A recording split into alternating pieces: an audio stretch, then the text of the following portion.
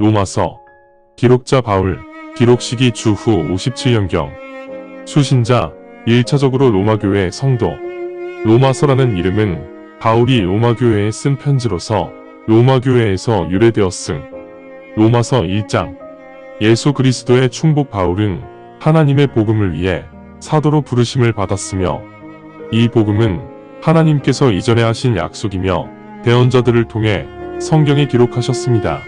하나님의 복음은 하나님의 아들 우리 주 예수 그리스도에 관한 것이며 예수님은 육신적으로는 다윗의 후손으로 태어나셨으나 죽음에서 부활하심으로 성령에 준하는 권능을 가지신 하나님의 아들로 공표되었습니다. 예수님께서 은혜를 베푸셔서 우리는 사도로서 예수님의 이름을 모든 민족이 듣고 믿음으로 순종하게 하는 직분을 받았습니다. 여러분도 예수 그리스도의 부르심을 받은 사람들입니다. 하나님께서 사랑하시는 로마에 살고 있는 성도 여러분들이여, 여러분에게 하나님 우리 아버지와 주 예수 그리스도의 은혜와 평강이 있기를 원합니다. 먼저 여러분의 믿음이 전 세계로 전해지고 있다는 사실에 대해 바울은 여러분 모두를 대신하여 예수 그리스도의 이름으로 하나님께 감사드립니다. 하나님 아들의 복음 안에 거하는 내 영을 통해 나는 하나님을 섬기고 있고 한순간도 멈추지 않고 항상 여러분을 위해 기도하고 있으며 하나님이 이에 대한 증인이십니다. 지금 나는 여러분에게 갈 수 있는 길이 있다면 그 길이 어떤 길이든지 상관치 아니하며 결국 하나님의 뜻대로 그 길을 찾아 여러분에게 가게 되기를 간구하고 있습니다.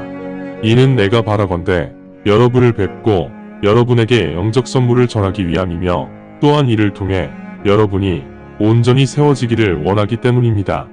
즉 여러분과 제가 서로 믿음으로 나 또한 여러분과 더불어 선한 영향을 받기 원합니다.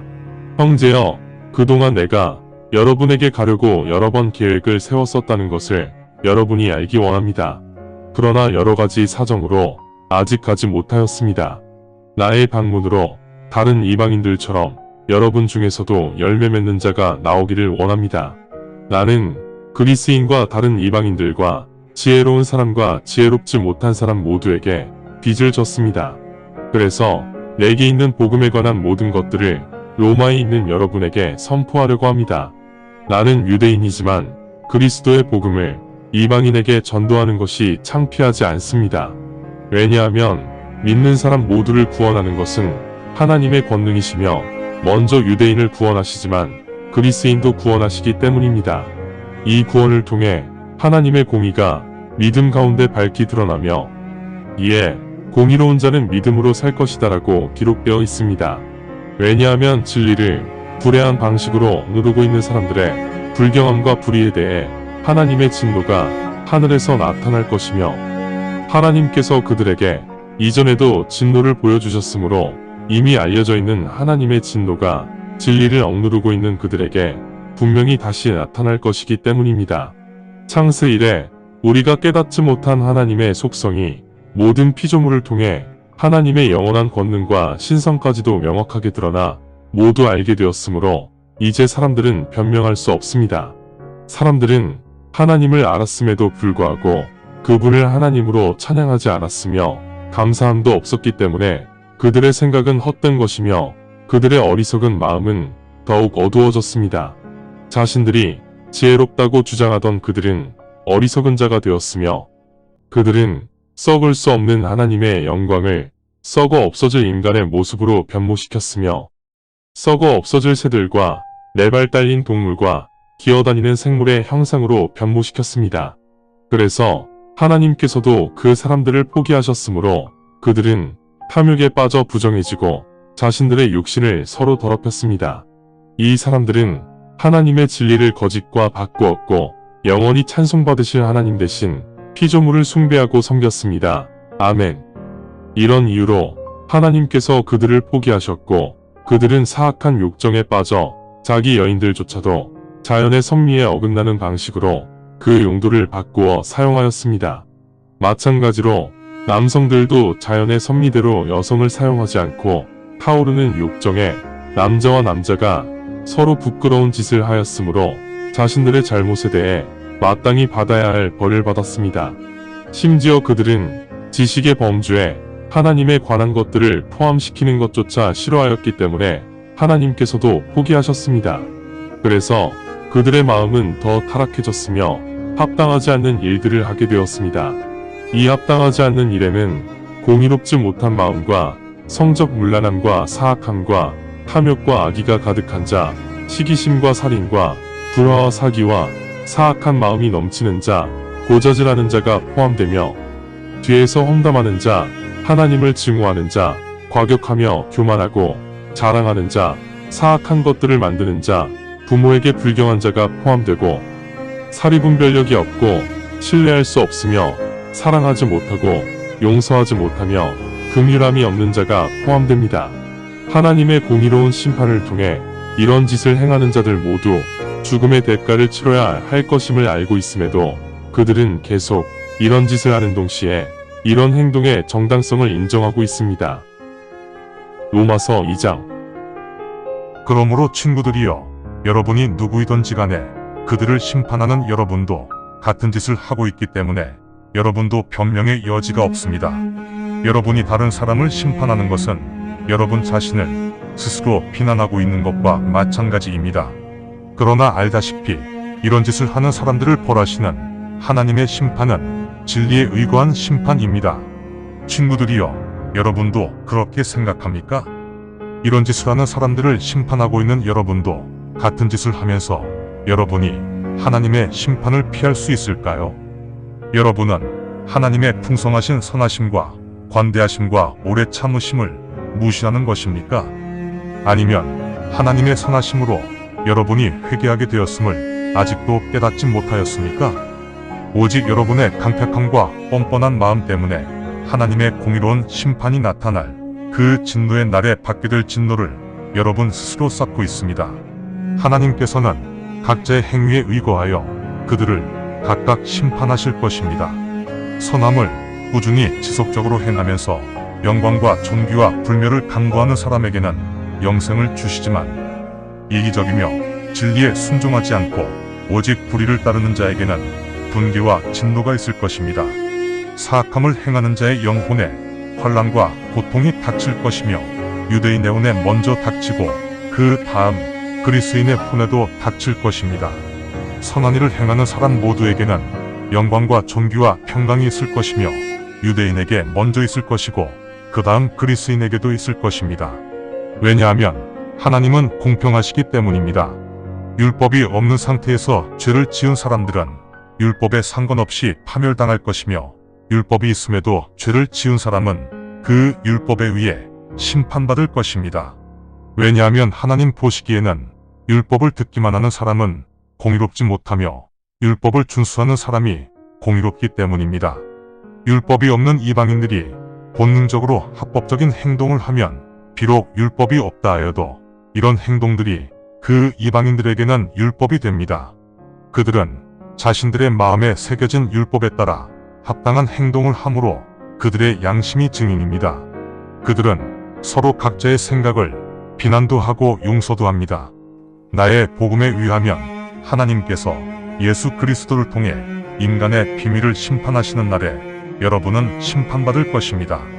여러분이 진실로 유대인이라 불리며 율법을 지키고 여러분의 하나님을 자랑하고 율법의 가르침대로 여러분이 하나님의 뜻을 깨닫고 훌륭한 것들을 증명하며 여러분 스스로 맹인에게 안내자가 되고 어둠 속에 있는 사람에게 빛이 된다고 확신하며 여러분은 율법 지식과 진리로 무장하여 어리석은 사람들을 가르치는 자가 되고 아이들의 선생이 되었다고 확신합니까? 그렇다면 다른 사람을 가르치는 여러분이 어찌하여 여러분 자신은 가르치지 않습니까? 사람들에게 도둑질하지 말라고 가르치는 여러분이 도둑질을 하고 있지 않습니까? 간음하지 말라고 말하는 여러분이 간음을 하고 있지 않습니까? 우상을 증오하는 여러분이 성전에서 강도질하고 있지 않습니까? 율법을 자랑하는 여러분이 율법을 위반하여 하나님을 욕되게 하지 않습니까? 너로 인해 하나님의 이름이 이방인에게서 신성모독을 당한다라고 기록되어 있습니다. 여러분이 율법을 지키면 할례가 진정 유익할 것이나 여러분이 율법을 위반하면 여러분의 할례는 할례를 하지 않은 것과 다를 바 없습니다. 그러면 할례를 하지 않은 사람이 율법의 공의로운 조건을 지키는 경우 이 사람은 할례를 받은 사람으로 간주해야 하는 것 아닙니까? 물리적 할례를 받지 않은 사람도 율법을 준수하는데 심지어 기록된 율법도 있고 할례도 받은 여러분이 율법을 어긴다면 여러분은 당연히 심판받아야 하지 않겠습니까? 이런 사람은 겉모습만 유대인이지 속은 유대인이 아니고 신체적 할례는 받았지만 참된 할례는 받지 못한 사람입니다. 오히려 이런 이방인이 안 사람은 유대인이며 문서가 아니라 성령을 통해 마음의 할례를 받은 사람이고 사람들의 칭찬을 받는 것이 아니라 하나님의 칭찬을 받는 사람입니다. 로마서 3장. 그렇다면 유대인에게 유리한 것은 무엇입니까? 아니면 할례가 유익한 점은 무엇입니까? 모든 면에서 매우 많습니다. 주된 이유는 하나님의 말씀이 유대인을 향한 언약이었다는 것입니다. 그런데 유대인 중 일부가 믿지 않는다면 그 언약이 어떻게 되겠습니까? 그 일부 사람들의 불신이 하나님의 신실하심에 영향을 미치는 것 아닐까요? 결코 그렇지 않습니다. 진실로 아닙니다. 하나님은 신실하시지만 인간은 거짓말쟁이입니다. 그래서 주님은 주님의 말씀을 통해 공의롭게 되시고 주님의 심판은 항상 이기시리라. 라고 성경에 기록되어 있습니다. 그런데 만약 우리의 불의 때문에 하나님의 공의가 입증된다면 우리가 무슨 말을 할 수 있겠습니까? 진노를 바라시는 하나님은 불의의 하나님이십니까? 한 인간으로서 말합니다. 절대로 그렇지 않습니다. 만약 그렇다면 하나님께서 어떻게 이 세상을 심판하시겠습니까? 만약 나의 거짓말로 인해 하나님의 진리가 풍성해지고 하나님께 영광이 된다면 왜 제가 아직도 죄인 취급을 당하며 감시받고 있겠습니까? 그렇다면 우리가 중상모략을 당해 마치 오해를 사고 있는 것처럼 또 우리가 그렇게 말한다고 마치 누가 말하더라 하는 것처럼 왜 여러분은 선함이 부응할 수 있도록 악을 행하자라고 말하지 않습니까? 그들에 대한 처벌은 합당한 것입니다. 그렇다면 결론이 무엇입니까? 우리가 그들보다 좀 더 나은 사람들입니까? 전혀 아닙니다. 왜냐하면 유대인과 그리스도인 모두 죄에 얽매여 있음을 우리가 이전에 이미 확인하였습니다. 그 성경 기록은 다음과 같습니다. 공의로운 자가 없다. 단 한 명도 없다. 깨닫는 자도 없고 하나님을 찾는 자도 없다. 그들 모두가 거부하였기에 그들 모두 다 쓸모가 없어졌다. 선함을 행하는 자도 없다. 단 한 명도 없다. 그들의 목은 열려있는 무덤이다. 그들은 자신들의 혀로 사기를 쳤다. 그들의 입술 밑에 독사의 독이 있다. 그들의 입은 저주와 독설로 가득 찼다. 그들은 다른 사람을 발로 차서 피 흘리게 하며 파멸과 고통이 그들 앞을 가로막았고 평강의 길을 알지도 못하는 사람들이다. 그들 눈에는 하나님에 대한 경외함이 없다. 이제 율법을 준수하며 살아야 하는 사람들에게는 율법에서 정하는 건 모두가 지켜야 할 규정이므로 모든 입은 말하는 것을 멈추어야 하고 온 세상은 하나님 앞에서 모두 죄인이라는 것을 알아야 합니다. 그러므로 하나님께서 율법에 합당한 행위를 기준으로 정하여 심판하신다면 공의로운 자는 아무도 없습니다. 왜냐하면 율법이 있으므로 죄의식이 존재하기 때문입니다. 그러나 이제 율법과 관계없이 별개로 하나님의 공의가 밝게 드러났으며 이 공의에 대해서는 율법과 대언자들이 간증하였습니다.